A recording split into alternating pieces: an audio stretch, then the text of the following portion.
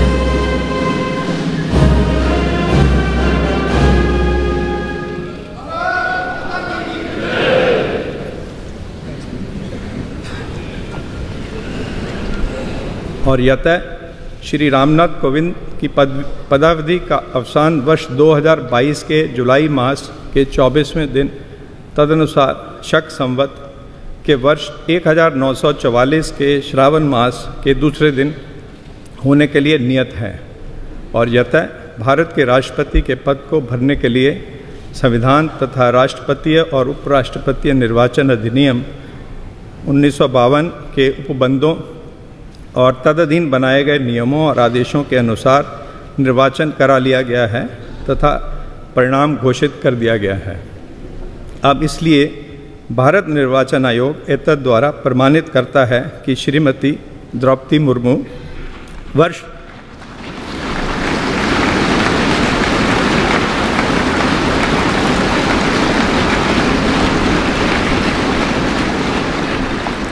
वर्ष 2022 के जुलाई मास के 21वें दिन तदनुसार शक संवत के वर्ष 1944 के आषाढ़ मास के 30वें दिन भारत के राष्ट्रपति पद के लिए सम्यक रूप से निर्वाचित हो गई हैं।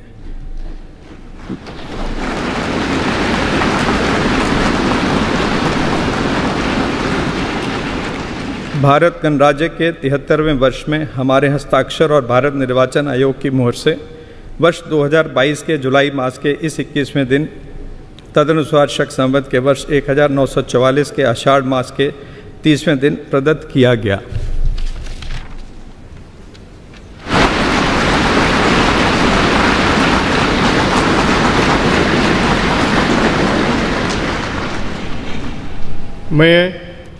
मैं द्रौपदी मुर्मू ईश्वर की शपथ लेता हूँ कि मैं श्रद्धापूर्वक भारत के राष्ट्रपति के पद का कार्यपालन करूंगी तथा अपनी पूरी योग्यता से संविधान और संविधान और विधि का परिरक्षण, संरक्षण और प्रतिरक्षण करूंगी परिरक्षण, संरक्षण और प्रतिरक्षण करूंगी और मैं भारत की जनता की सेवा और मैं भारत की जनता की सेवा और कल्याण में निरत रहूंगी और कल्याण में निरत रहूंगी।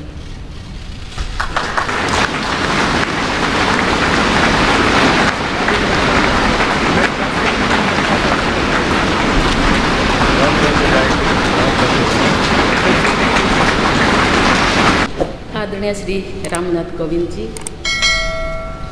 उपराष्ट्रपति श्री एम वेंकैया नायडू जी, प्रधानमंत्री श्री नरेंद्र मोदी जी, लोकसभा के स्पीकर श्री ओम बिरला जी, चीफ जस्टिस एन.वी. रमन्ना जी, सम्मानित सांसदगण, अन्य महानुभावों, देवियों और स्वजनों तथा मेरे प्यारे देशवासियों, सभी को जोहार।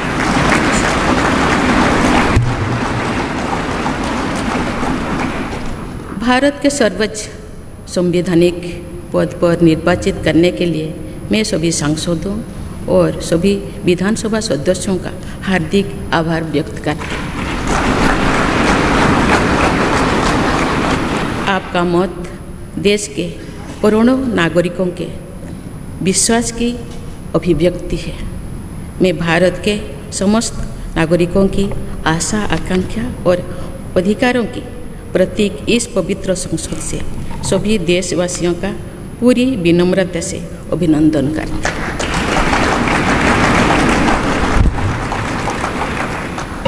आपकी आत्मीयता, आपका विश्वास और आपका सहयोग मेरे लिए इस नए दायित्व का निभाने में मेरी बहुत बड़ी ताकत रहेगी।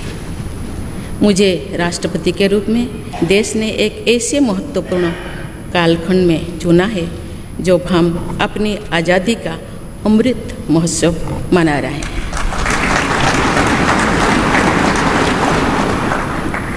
आज से कुछ दिन बाद ही देश अपनी स्वाधीनता के 75 वर्ष पूरी करेगा। ये भी एक संयोग है कि जब देश अपनी आज़ादी के 50वें वर्ष का पर्व मना रहा था तभी मेरे राजनीतिक जीवन की शुरुआत हुई थी। और आज आज़ादी के 75वें वर्ष में मुझे ये नया दायित्व मिला है। ऐसे ऐतिहासिक समय में जब भारत अगले 25 वर्षों के विजन को हासिल करने के लिए पूरी ऊर्जा से जुटा हुआ है, मुझे ये जिम्मेदारी मिलना मेरा बहुत बड़ा सौभाग्य है। मैं देश की ऐसी पहली राष्ट्रपति भी हूँ जिसका जन्म आज़ाद भारत में हुआ है। हमारे स्वाधीनता सेनानियों ने आज़ाद हिंदुस्तान के हम नागरिकों से जो अपेक्षाएं की थी उनकी पूर्ति के लिए इस अमृत काल में हमें तेज गति से काम करना होगा। इन 25 वर्षों में अमृतकाल की सिद्धि का रास्ता 2 पटरियों पर आगे बढ़ेगा, सबका प्रयास और सबका कर्तव्य। भारत के उज्जवल भविष्य के नई विकास यात्रा हमें सबके प्रयास से करनी है, कर्तव्य पथ पर चलते हुए करनी ही है। काल यानी 26 जुलाई को कारगिल विजय दिवस भी है। ये दिन भारत की सेनाओं के शौर्य और संयम दोनों का ही प्रतीक है।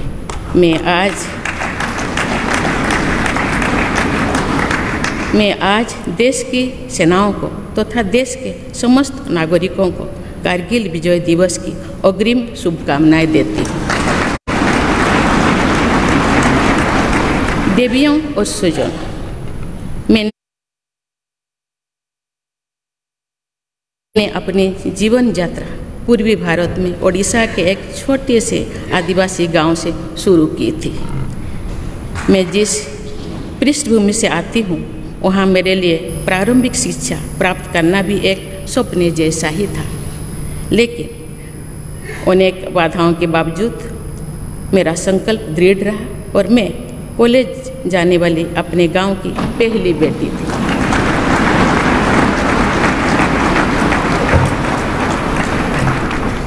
मैं जनजातीय समाज से हूँ और वार्ड काउंसिलर से लेकर भारत के राष्ट्रपति बनने तक का अवसर मुझे मिला है। ये लोकतंत्र की जननी भारतवर्ष की महानता है। ये हमारे लोकतंत्र की ही शक्ति है कि उसमें एक गरीब घर के पैदा होने बेटी, दूर सुदूर आदिवासी क्षेत्र में पैदा हुई बेटी भारत के सर्वोच्च संवैधानिक पद तक पहुंच सकती है। राष्ट्रपति के पद पहुंचना मेरी व्यक्तिगत उपलब्धि नहीं है, ये भारत की प्रत्येक गरीब की उपलब्धि है। मेरा निर्वाचन इस बात का सबूत है कि भारत में गरीब सपने भी देख सकता है और उन्हें पूरा भी कर सकता है।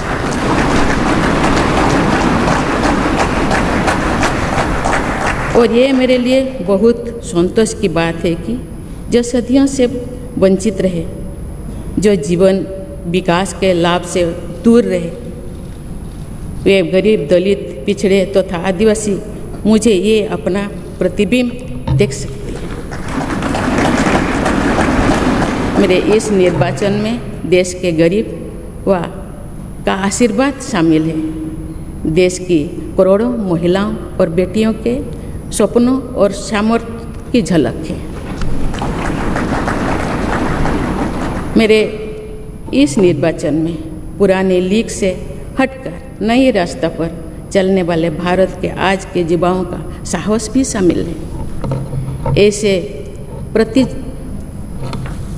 प्रगतिशील भारत का नेतृत्व करते हुए आज मैं खुद को गौरवान्वित महसूस कर रही हूँ। मैं आज समस्त देशवासियों को, विशेषकर भारत के युवाओं को तथा भारत की महिलाओं को ये विश्वास दिलाती हूँ कि इस पद पर कार्य करते हुए मेरे लिए उनके हित सर्वोपरि होंगे। देवियों और स्वजनों, मेरे सामने भारत के राष्ट्रपति पद की ऐसी महान विरासत है जिसने विश्व में भारतीय लोकतंत्र की प्रतिष्ठा का निरंतर मजबूत किया है। देश के प्रथम राष्ट्रपति डॉक्टर राजेंद्र प्रसाद से लेकर श्री रामनाथ कोविंद जी तक अनेक विभूतियों ने इस पद को सुशोभित किया है। इस पद के साथ साथ देश ने इस महान परंपरा के प्रतिनिधित्व का दायित्व भी मुझे सौंपा है। संविधान के आलोक में मैं पूरी निष्ठा से अपने कर्तव्यों का निर्वहन करूंगी। मेरे लिए भारत के लोकतांत्रिक सांस्कृतिक आदर्श और सभी देशवासी हमेशा मेरे ऊर्जा के स्रोत रहेंगे। देवियों और स्वजनों, हमारे संवैधानिक संग्राम में, स्वाधीनता संग्राम में एक राष्ट्र के तौर पर भारत की नई यात्रा की रूपरेखा तैयार की है। हमारा स्वाधीनता संग्राम उन संघर्षों और बलिदानों की अविरल धारा है जिसने आज़ाद भारत के लिए कितनी ही आदर्शों और संभावनाओं की सिंचा था। पूज्य बापू ने हमें स्वराज, स्वदेशी, स्वच्छता और सत्याग्रह द्वारा भारत के सांस्कृतिक आदर्शों की स्थापना का मार्ग दिखाया था। नेताजी सुभाष चंद्र बोस, नेहरू जी, सरदार पटेल, बाबा साहेब अम्बेडकर, भगत सिंह, सुखदेव, राजगुरु, चंद्रशेखर आज़ाद जैसे अनगिनत स्वाधीनता सेनानियों ने हमें राष्ट्र की स्वाभिमान को सर्वोपरि रखने की शिक्षा दी थी। रानी लक्ष्मीबाई, रानी वेलु नाचियार, रानी गाईदिन्लु और रानी चेन्निमा जैसी अनेकों वीरांगनाओं ने राष्ट्र इच्छा और राष्ट्र निर्माण में नारी शक्ति की भूमिका को नई ऊर्जा दी है और सशक्त किया। सामाजिक उत्थान एवं देश प्रेम के लिए धरती आबा भगवान बिरसा मुंडा जी के बलिदान से हमें प्रेरणा मिली थी। मुझे खुशी है कि आज़ादी की लड़ाई में जनजातीय समुदाय के योगदान को समर्पित अनेक म्यूजियम देश भर में बनवाया जा रहा है। देवियों और स्वजनों, एक संसदीय लोकतंत्र के रूप में 75 वर्ष में भारत ने प्रगति के संकल्प को सहभागिता एवं सर्वसम्मति से आगे बढ़ाया है। विविधताओं से भरे अपने देश में हम अनेक भाषा, धर्म, संप्रदाय, खान पान, रहन सहन, रीति रिवाजों का अपनाते हुए एक भारत श्रेष्ठ भारत के निर्माण में सक्रिय है।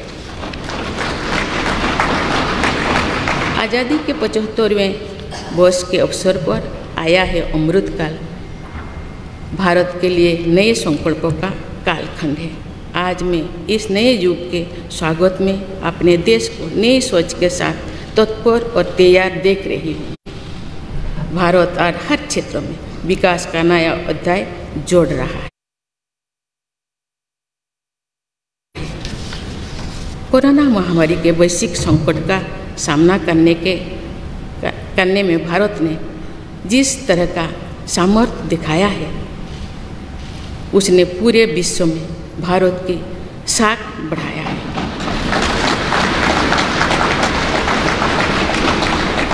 हम हिंदुस्तानियों ने अपने प्रयासों से न सिर्फ इस वैश्विक चुनौती का सामना किया, बल्कि दुनिया के सामने नई मापदंड भी स्थापित की। कुछ दिन पहले भारत ने कोरोना वैक्सीन की 200 करोड़ डोज लगाने का कीर्तिमान बनाया है। इस पूरी लड़ाई में भारत के लोगों ने जिस संयम, साहस और सहयोग का परिचय दिया, वो एक समाज के रूप में हमारी बढ़ती हुई शक्ति और संवेदनशीलता का प्रतीक है। कोरोना महामारी से बने माहौल में आज दुनिया भारत को नए विश्वास से देख रही है। दुनिया की आर्थिक स्थिरता के लिए, सप्लाई चेन की सुगमता के लिए और वैश्विक शांति के लिए दुनिया को भारत से बहुत उम्मीदें हैं। आगामी महीनों में भारत अपनी अध्यक्षता में G20 ग्रुप की मेजबानी भी करने जा रही है। इसमें दुनिया के 20 बड़े देश भारत की अध्यक्षता में वैश्विक विषयों पर मंथन करेंगे। मुझे विश्वास है भारत में होने वाले इस मंथन से जो निष्कर्ष और नीतियाँ निर्धारित होंगे, उनसे आने वाले दशकों की दिशा तय होगी। देवियों और स्वजनों, दशकों पहले मुझे रायरंगपुर में श्री अरबिंदो इंटीग्रल स्कूल में शिक्षक के रूप में कार्य करने का अवसर मिला था। कुछ ही दिनों के बाद श्री अरबिंदो जी की 150वीं जन्म जयंती मनाई जाएगी। शिक्षा के बारे में श्री अरबिंदो के विचारों ने मुझे निरंतर प्रेरित किया है। जनप्रतिनिधि के रूप में विभिन्न पदों पर कार्य करते हुए और फिर राज्यपाल के रूप में भी मेरा शिक्षण संस्थानों के साथ सक्रिय जुड़ाव रहा है। मैंने देश के युवाओं के उत्साह और आत्मबल को करीब से देखा है। हम सभी के श्रद्धेय अटल जी कहा करते थे कि देश के युवा जो, आज हम इसे सोच होते देख रहे हैं। वोकल फॉर लोकल से लेकर डिजिटल इंडिया तक हर क्षेत्र में आगे बढ़ रहा आज का भारत विश्व के साथ कदम से कदम मिलाकर औद्योगिक क्रांति 4.0 के लिए पूरी तरह भारत तैयार है। रिकॉर्ड संख्या में बन रहे स्टार्टअप्स में, नए नए इनोवेशंस में, दूर सुदूर क्षेत्रों में डिजिटल टेक्नोलॉजी की स्वीकार्यता में भारत के युवाओं की बड़ी भूमिका है। बीती वर्षों में भारत ने जिस तरह महिला सशक्तिकरण के लिए निर्णय लिए हैं, नीतियाँ बनाई गई है, इससे भी देश में एक नई शक्ति का संचार हुआ है। मैं चाहती हूँ कि हमारी सभी बहनें व बेटियाँ अधिक से अधिक सशक्त हो तथा वे देश के हर क्षेत्र में कि आप न केवल अपने भविष्य का निर्माण कर रहे हैं बल्कि भविष्य के भारत की नींव भी रख रहे हैं। देश के राष्ट्रपति के तौर पर मेरा हमेशा आपको पूरा सहयोग रहेगा। देवियों और सुजों, विकास और प्रगतिशीलता का अर्थ निरंतर आगे बढ़ना होता है, लेकिन साथ ही अपने अतीत का ज्ञान भी उतना ही आवश्यक है। आज जो विश्व सस्टेनेबल प्लानेट की बात कर रहे हैं तो उसमें भारत की प्राचीन परंपराओं, हमारे अतीत की सस्टेनेबल लाइफस्टाइल की भूमिका और बढ़ जाती है। मेरा जन्म तो उस जनजातीय परंपरा से हुआ है जिसने हजारों वर्ष से प्रकृति के साथ तालमेल बनाकर जीवन को आगे बढ़ाया है। हम प्रकृति से जरूरी संसाधन लेते हैं और उतनी ही श्रद्धा से प्रकृति से सेवा भी करते हैं। यहाँ संवेदनशीलता का आज वैश्विक अनिवार्यता बन गया है। मुझे इस बात की प्रसन्नता है कि भारत पर्यावरण संरक्षण के क्षेत्र में विश्व का मार्गदर्शक बन रहा है। देवियों और स्वजनों, मैंने अपने अब तक के जीवन में जन सेवा में ही जीवन की सार्थकता को अनुभव किया है। श्री जगन्नाथ क्षेत्र के एक प्रख्यात कवि भीम भोई जी की कविता की एक पंक्ति है, मो जीवन पचे नर्क के पड़ी था जगत उद्धार है।